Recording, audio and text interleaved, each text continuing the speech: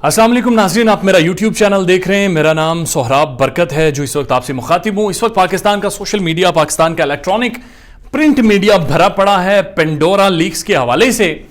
और रावलपिंडी में वो एक जगह भी है जिसका नाम है पेंडोरा चुंगी। ये वो नहीं है, ये पेंडोरा लीक्स हैं जो हुई हैं और उसके हवाले से पूरे पाकिस्तान में खबरें चल रही हैं।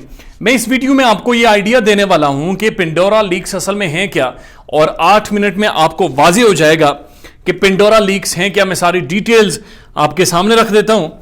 यह बुनियादी तौर पर एक international consortium of the investigative journalist है। ये एक इंटरनेशनली कुछ सहाफ़ी इकट्ठे हुए और उन्होंने लीक्स किए हैं। उन्होंने मुख्तलिफ ममालिक से, मुख्तलिफ आइलैंड पे जो गैर कानूनी कंपनीज बनाई गई हैं, उन्होंने वो डॉक्यूमेंट्स डाटा हैक किया है या फिर उन्हें एजेंसियों के थ्रू डॉक्यूमेंट्स पहुंचाए गए और वो उन्होंने लीक किया है। वो सारी डिटेल्स वो मंजर-ए-आम पर लेकर आए हैं। ये 2 साल की इन्वेस्टिगेशन थी। 2 साल सहाफियों ने इस पर इन्वेस्टिगेट किया है और इसमें 600 सहाफी इन्वॉल्व थे 117 ममालिक से।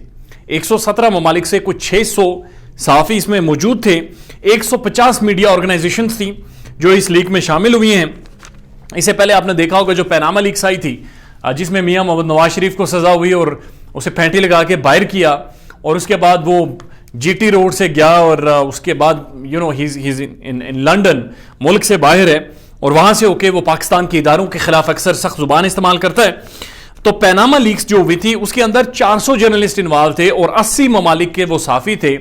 लेकिन पेंडोरा बॉक्स में 600 जर्नलिस्ट हैं और 117 कंट्री से, ममालिक से, और 150 मीडिया ऑर्गेनाइजेशन से इनका ताल्लुक है। तो ये आप कह सकते हैं कि ये दुनिया की सबसे बड़ी तारीख की लीक हुई है।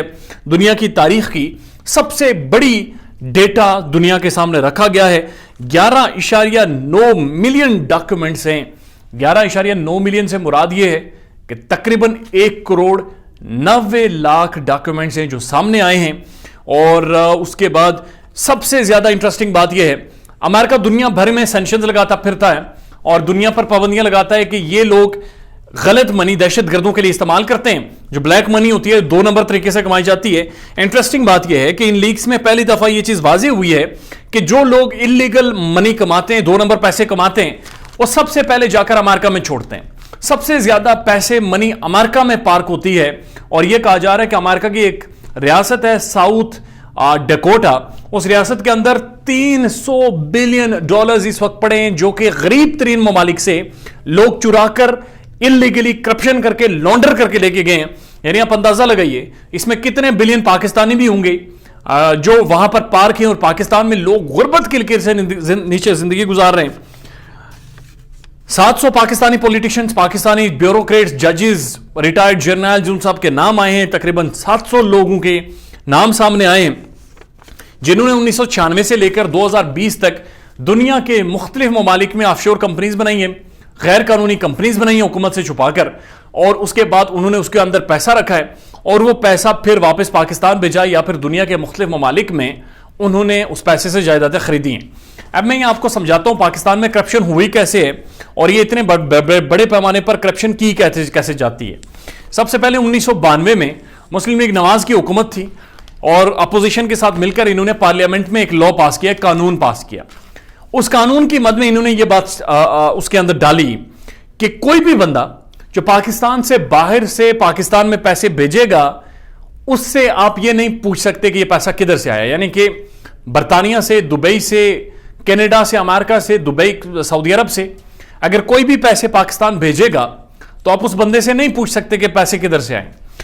उस वक्त ये जवाब पेश किया गया कि क्योंकि पाकिस्तान को बहुत सारे पैसों की जरूरत है, डॉलर्स की और मुख्तलिफ करेंसीज की जरूरत है, तो इसलिए पूछा नहीं जाएगा, लिहाजा बाहर से जितना पैसा है उतना अच्छा है। इन्होंने क्या किया यहां पर, इन्होंने बड़े बड़े ठेके लिए और ठेके लेने के बाद सारे जो पैसे थे वो हवाला हुंडी के थ्रू, मुख्तलिफ सोर्सेज के थ्रू, लॉन्चे भर के समुंदर के थ्रू मुल्क से बाहर भेजे।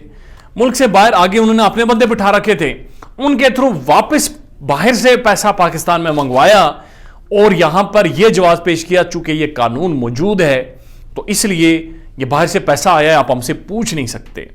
दिस इज हाउ ये मेगा करप्शन हुई है, दिस इज हाउ ये ऑफशोर कंपनीज खरीदी गई हैं और दिस इज हाउ इतने बड़े स्कैंडल्स ये बन रहे हैं। और तकरीबन अमेरिका की एक रियासत में $300 बिलियन पार किए गए हैं। $300 billion, I don't know it's a huge sum, बहुत बहुत बड़ी अमाउंट है ये। पाकिस्तान के जो प्रोमिनेंट लोगों के नाम आए हैं उनमें सेनेटर फैसल वावडा हैं तहरीक इंसाफ के, शौकत तरीन हमारे फाइनेंस मिनिस्टर, शर्जील मेमन सिंध से पाकिस्तान पीपल्स पार्टी से, अलीम खान प्राइम मिनिस्टर इमरान खान के दोस्त, अभी उन्होंने समा टेलीविजन भी खरीदा है, उनका नाम सामने आया है। खुसरो बख्तियार अगेन हुकूमत के मिनिस्टर हैं, अली डार इसाक डार के बेटे हैं, इनका नाम भी सामने आया। और मोनिस इलाई जो कि पंजाब के स्पीकर हैं, परवेज इलाई उनके बेटे, सारे लोग सामने आए हैं। अब इस पर एक तज्जिया दिया है इरशाद भट्टी साहब ने। अब इरशाद भट्टी साहब का तज्जिया मैं आपके सामने रख देता हूं, चूंकि मुझे लगा कि यह वाहिद तज्जिया है जो कि हकीकत पर मबनी है और जो आपके साथ शेयर करना चाहिए और आप तक पहुंचाना चाहिए। इरशाद भट्टी साहब कहते हैं पिंडोरा बॉक्स से पहले बहुत सारी लीक्स आई हैं, लिहाजा पिंडोरा बॉक्स का कोई फायदा नहीं होगा। दुबई लीक्स आई थी, क्या बना? पैनामा लीक्स आई थी, क्या बना? 25 वॉल्यूम्स जो पाकिस्तान में पड़े उनका क्या बना? अल अजीजिया स्टील मिल का केस आया, क्या बना? फ्लैगशिप का केस आया, क्या बना? मैरान बैंक स्कैंडल आया, क्या बना? 56 कंपनी स्कैंडल आया, क्या बना? अद्वियात स्कैंडल आया, क्या बना? आटा स्कैंडल आया, क्या बना? गंदम स्कैंडल, चीनी scandal, petrol scandal, oil marketing company scandal. Irshad Bhatti साहब कहते हैं ये सारे स्कैंडल्स गुज़श्ता 6 माह में आए हैं, क्या बना? या मुख्तलिफ अदवार में आए, क्या बना? पाकिस्तान के बर्तन बिक चुके हैं, पाकिस्तान गिरवी रखा जा चुका है। ये पाकिस्तान का प्रोमिनेंट साफी तज्जिया कर रहा है। पाकिस्तान और पाकिस्तानी धोती बनियान पर फिर रहे हैं। पिंडोरा लीक्स का भी कुछ नहीं होगा, ये इरशाद भट्टी साहब ने वाज़ेह तौर पर कहा। और आखिर में वो ये कहते हैं कि मेरा बड़ा अहम सवाल है और बड़ा मेजर सवाल है कि जब पाकिस्तान में इतनी गुर्बत है, जब लोग इतने ज्यादा गरीब हैं, तो उसके बाद 700 जिन लोगों ने ऑफशोर कंपनीज बनाई हैं, जिनके नाम आए पाकिस्तानियों के, जो कि जर्नल हैं, जजेस हैं, ब्यूरोक्रेट्स हैं, ये सारे लोग हैं, इनके पास इतनी बड़ी दौलत कैसे आई जो इन्होंने मुल्क से बाहर पार की है। और एक और बड़ा अहम सवाल उन्होंने पूछा और उन्होंने इशरत हुसैन की किताब गवर्निंग द अनगवर्नेबल का भी जिक्र किया। और उन्होंने ये पूछा कि 60 और 70 की दहाई में हम जर्मनी को भी कर्जा देते थे और हमने यूरोप के बेशुमार ममालिक को कर्ज भी दिए और साथ साथ हमने अपनी ब्यूरोक्रेसी भी यूरोप के मुख्तलिफ ममालिक में भेजी। तो उसके बाद गुज़श्ता 70 सालों में क्या हुआ कि पूरा पाकिस्तान गरीब हुआ, लेकिन 2-3 खानदान गरीब नहीं हुए, उनकी जायदादें भी बनी, उनके पैसे भी बढ़े, उनके बच्चों ने बैरून मुल्क से तालीम भी ली, उन्होंने दौलत भी बनाई, उन्होंने अय्याशी भी मारी, उनके नाश्ते भी जहाजों पर आते रहे। लेकिन क्या हुआ कि पाकिस्तान गुर्बत की दलदल में जाता गया। पाकिस्तानी जिसकी 2 कौड़ी की वैल्यू आज दुनिया में नहीं है, और पाकिस्तानी पासपोर्ट भी दुनिया के सामने कोलैप्स हुआ, शर्मिंदा हुआ, और उसकी भी कोई वैल्यू दुनिया के सामने नहीं सामने आई। ये बड़ा मेजर सवाल है इरशाद भट्टी साहब का। आप भी इसके बारे में सोचें, मैं भी सोचूंगा। अल्लाह हाफिज।